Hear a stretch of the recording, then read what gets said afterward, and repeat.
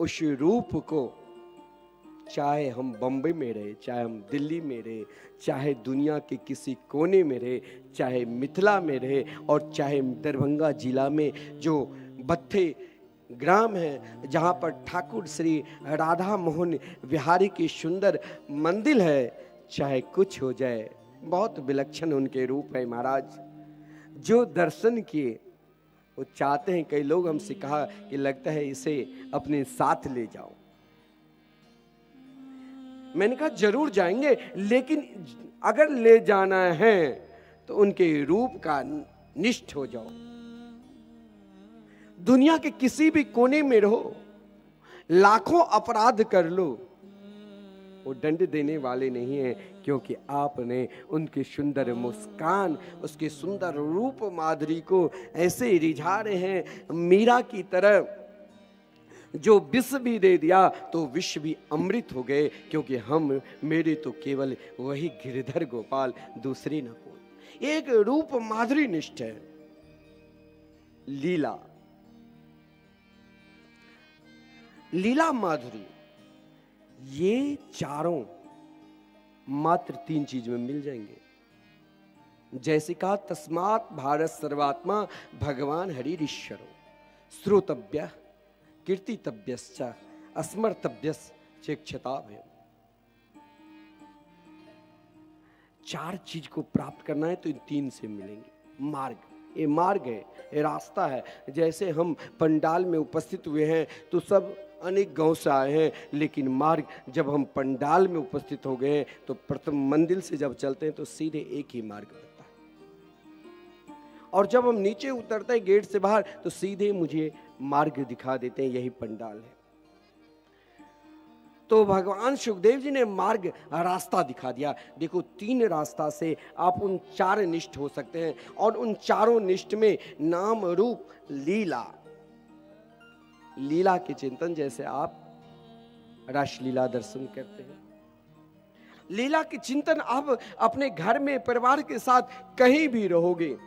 जैसे हम अपने घर में रहते हैं, खाना खाते हैं, सोते हैं, जागते हैं, अन्य काम करते हैं, लेकिन हमारे घर में परिवार में कोई उत्सव होता है, कोई कार्य होता है, तो हम बार बार उनके चिंतन करते रहते हैं कि अमुक तारीखे मेरे पुत्र का आज जन्मदिन होगा, किससे बुलाना है, किससे नहीं बुलाना है, बेटी की शादी होगी, पुत्र का यज्ञोपवीत संस्कार होगा, विवाह होगा, जिसके लिए हम कई दिन से उनके चिंतन करते रहते हैं। वो एक क्षण का समय रहता है, लेकिन मेरे प्रभु की लीला के आप जब चिंतन करोगे,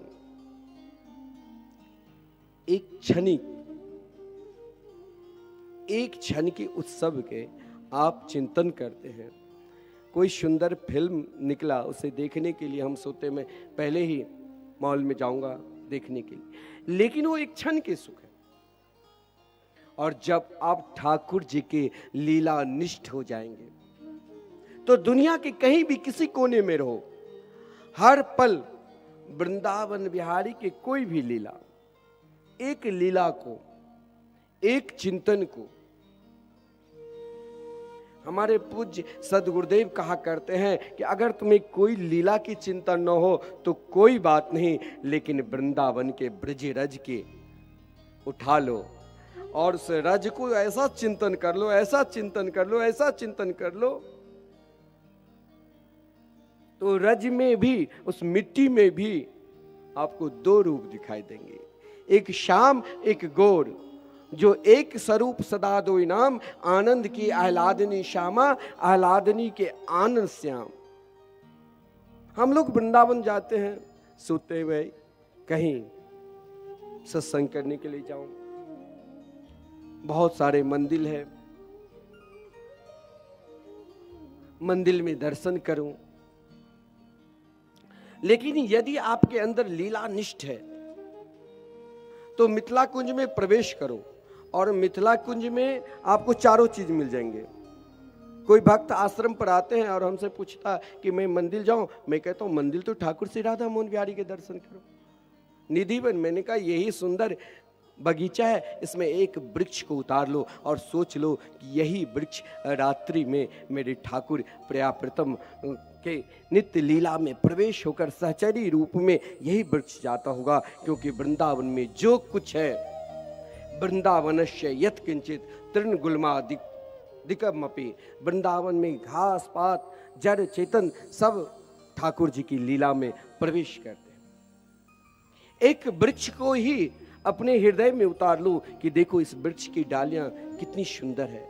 एक पत्ते को भी अपने हृदय में उतार लो और उस पत्ते के ऐसा चिंतन करो कि महाराज चिंतन करते करते ले चलो, जहां जहां आप जाओ वो तो वृक्ष वही रहेगा, लेकिन आप उस लीला में ऐसा मग्न हो जाओ कि हो सकता है कभी न कभी श्री जी और ठाकुर जी इस वृक्ष के नीचे कोई अलौकिक लीला किए होंगे।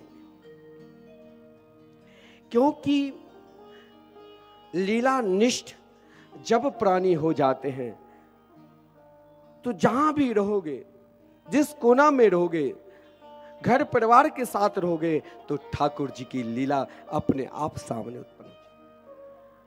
अब चला धाम अनिष्ठ। धाम अनिष्ठ जो पूर्ण रूप से धाम अनिष्ठ है, एक वृंदावन में बहुत श्रेष्ठ संत है, नित्य उनके प्रवचन होते हैं, कहते धाम अनिष्ठ हो जाओ। और धाम अनिष्ठ यानी वृंदावन में रहकर वृंदावन में कोई व्यक्ति है उनके अवगुण मत देखो। उनके यदि अवगुण आपने देख लिया तो आपके 100 वर्ष के भजन व्यर्थ चला जाएगा, क्योंकि वो धाम निष्ठ है। धाम अनिष्ठ यानी रास रासेश्वरी राधा रानी के शरणागति स्वीकार कर उनके शरण में रहते। और जब एक बार धाम अनिष्ठ हो जाते हैं और धाम अनिष्ठ में लाखों अपराध किया, मैंने कहा कि हमारी किशोरी जी जगत जननी माता जानकी और रास रासेश्वरी राधा रानी इतनी दयालु है, कृपालु है, जो लाखों अपराध किए लेकिन उनके धाम अनिष्ठ कोई है तो वो अपराध नहीं देखते हैं, वो गुण ही देखते हैं। देखो प्रातःकाल उठकर एक बार आप वृंदावन में हर व्यक्ति राधे राधे बोलते हैं, यानी राधे वो चाहेंगे भी कि नहीं बोलो तो भी बोला जाता है, क्योंकि वो धाम निष्ठ है। जो धाम की मालिक है, जो धाम की अधिष्ठात्री देवी है, उनकी निष्ठ है। और महाराज आदरणीय श्रीमान सुखदेव जी ने कहा कि महाराज परीक्षित, व्यक्ति का कल्याण का स्वरूप यदि इन 3 मार्ग में से एक भी मार्ग को पकड़ लिया कि भगवान की कथा चाहे कुछ हो जाए, संसार के समस्त काम कार्य को छोड़ दूंगा, लेकिन कथा कभी नहीं। कभी कोई भक्त जब कथा सुनने लग जाते हैं तो जब कीर्तन करते हैं तो कीर्तन में ऐसे मग्न हो जाते हैं, ऐसे मग्न हो जाते हैं जो महाराज उसे देह की आभास ही नहीं रहता, देह शुद्ध भूल जाते हैं। और जब कीर्तन करते करते उस अवस्था में पहुंच जाते हैं, स्मरण करने लग जाते हैं, जैसे हम सब नाम जाप करते हैं, स्मरण करते रहते हैं। बहुत लोग कहते हैं कि ये लाखों नाम जाप कर रहे हैं, अभी तो इनके जीवन में कोई परिवर्तन नहीं। ये भी चिंता नहीं करना चाहिए। हम अपना कर्तव्य कर रहे हैं, हम भगवान का भजन कर रहे हैं। अब परिवर्तन करना नहीं करना वो उनका काम है। बहुत लोग कहते हैं कि मन कहीं है और हाथ में झोली माला लेकर चलते हैं, ये भी गलत बात है। मन की आदत है, मन आपको जहां भाग रहे भागने दो, क्योंकि मन की स्वभाव क्या है, मन की स्वभाव ही एक प्रकार की मन हर हमेशा अधोगति की ओर ले जाते हैं। और यही मन को यदि ऊर्ध्व गति की ओर ऊपर ले जाना है तो इस मंत्र के सहारे, कभी यंत्र खराब, मोटर खराब हो गया एक दिन तो पानी में देर हो गई, समय पर पानी नहीं आया। उसी यदि मन कभी विकृत भी हो जाए तो भी इस मंत्र को, जो सदगुरु के द्वारा जो प्रदत्त मंत्र है, इस मंत्र को सदा स्मरण करना चाहिए। अब महाराज कभी कभी क्या होता है, जो व्यक्ति अत्यधिक भयभीत हो जाता है, डर जाता है कि नहीं नहीं मुझे भगवान नहीं मिलेंगे, तो वहां सदगुरु आकर उन्हें एक दवा, औषधि प्रदान कर दे। क्या? विश्वास। महाराज परीक्षित घबरा गए थे एक पल के लिए, एक क्षण के लिए, कि महाराज मुझे तो मरना पड़ेगा। सुखदेव जी जैसे महापुरुष मुस्कुराते हुए कहा कि आपको मरना नहीं पड़ेगा। एक विश्वास दिलाया, आपके पास तो बहुत समय है। ऐसे गुरु मिले, कहा कि बहुत समय है, क्योंकि योगी नाम नृप निर्णितम हरे नामानुकीर्तनम। मैंने आपके पास 3 औषधि दी है।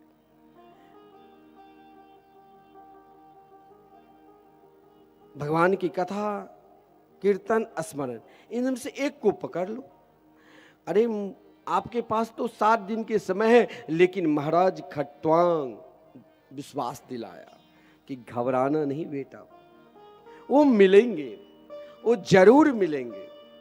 तुम विश्वास के साथ से संबंध बना लो और विश्वास के साथ ही उनमें समर्पित हो जाओ। महाराज खट्वांग मात्र एक घड़ी एक मुहूर्त में भगवान को प्राप्त कर लिया। अब महाराज इतनी सहज है, सरल है, फिर भी मेरे अंदर वही दशा है जैसे कोई अंधा व्यक्ति हो और वो अंधा व्यक्ति को एक विशाल महल में खड़ा कर दो और उस व्यक्ति से कहो कि इस महल का एक ही रास्ता है, आप इस मार्ग से चले जाओगे तो बाहर निकल जाओगे।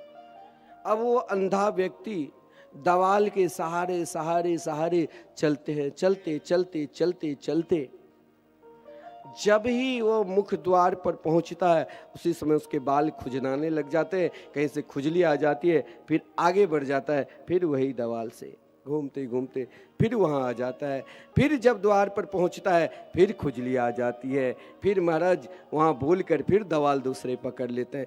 इस प्रकार वो भटकता रहता है, उसे पता ही नहीं कि मुख्य द्वार कहाँ है। ऐसे ही हम सबकी दशा है। ये संसार रूपी सुंदर विलक्षण महल है। इस संसार में अनेक प्रकार के मनोरंजन के लिए अनेक प्रकार के कार्य है, लेकिन वहाँ सद्गुरु एक प्रकाश के रूप में प्रकट होकर एक मार्ग बता देते, सुगम मार्ग, सरल मार्ग, कि तुम इस संसार में खूब रहो, खूब आनंद करो, जो इच्छा है, जो कामना है खूब भोग लो, लेकिन ये जो सुंदर मार्ग है, सरल मार्ग है, तुम ये विषय रूपी खुजली को मत खुजलाओ। हमारी कामना, हमारी इच्छा, हमारी तृष्णा तो अंत ही नहीं है। इस विषय रूपी खुजली जो बार बार खुजलाती है, उसे छोड़कर सद्गुरु जो द्वार बता दिए हैं, मार्ग बता दिए हैं कि तुम कृष्ण नाम लो, कन्हैया की नाम लो, ठाकुर जी की नाम लो, जिस नाम के सहारे ये तुम उस पल्ली पार पहुंच जाओगे। मेरे गोविंद ठाकुर से राधा मोहन बिहारी जहां विराजमान है और तुम्हें पुकारते हैं कि आओ भैया, आओ भैया, ये एक ही मार्ग है और एक मार्ग उनके मंगलमय नाम है। उस नाम को पकड़ लो,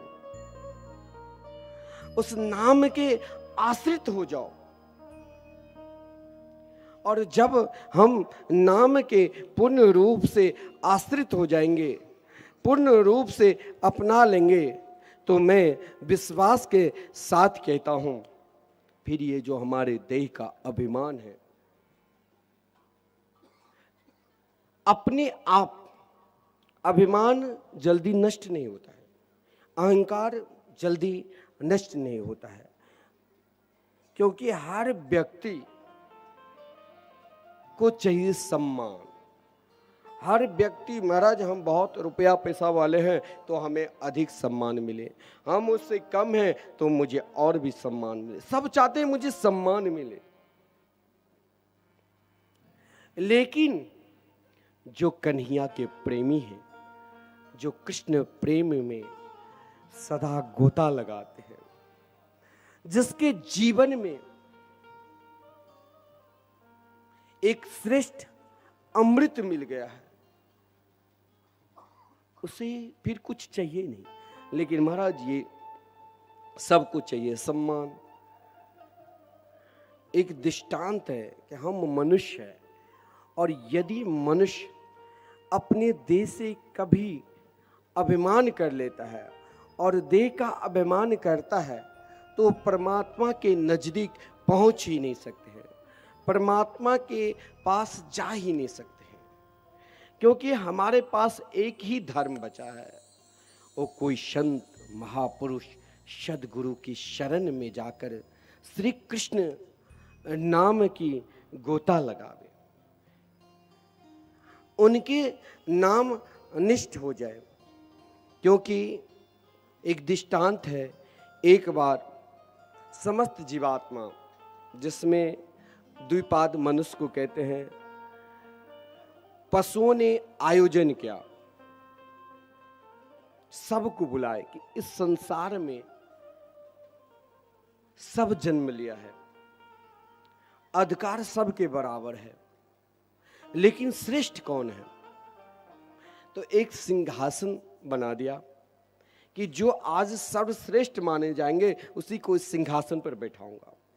सब आया, जितनी भी संसार में जीव जीवात्मा हैं सब वहां पर पहुंचे, मनुष्य भी गए, हम मानव भी वहां पर गए। तो महाराज जैसे कोई धनवान व्यक्ति है, उसके अंदर अपने आप अभिमान आ जाता है कि महाराज हमारे पास मैंने इतने दान दिए, पुण्य किए, फिर भी हमें सम्मान नहीं मिलता है। जहां पर आप दान करते हो